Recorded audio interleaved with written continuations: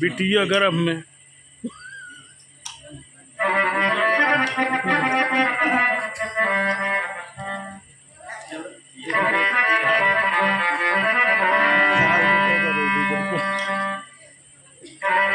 लड़की से इतना नफरत था माँ बाप को कि बिटिया न पैदा हो, बेटवा पैदा हो, खाली बेटवई। और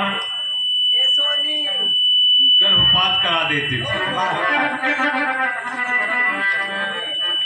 माँ बाप जब गए हैं डॉक्टर के पास पता करने की, गर्भ में देखिए क्या है डॉक्टर साहब, लड़का है कि लड़की?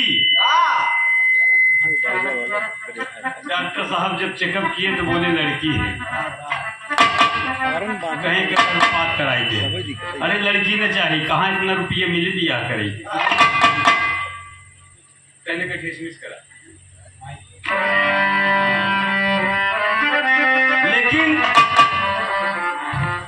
माँ बाप मानना चाहते हैं, वही लड़की गर्भ में से क्या बोलती है। देखिए कवि के लेखनी के कमाल, जहां न पहुंचे रवि हुआ पहुंचे कवि। वो लड़की बोल रही है कि हे माई हे बाबू, हमके काहे मारे चाहत है, का बिटिए गुने हम कमारे चाहत है। सुने एक बढ़ावा बहुत कम हो जा भाई।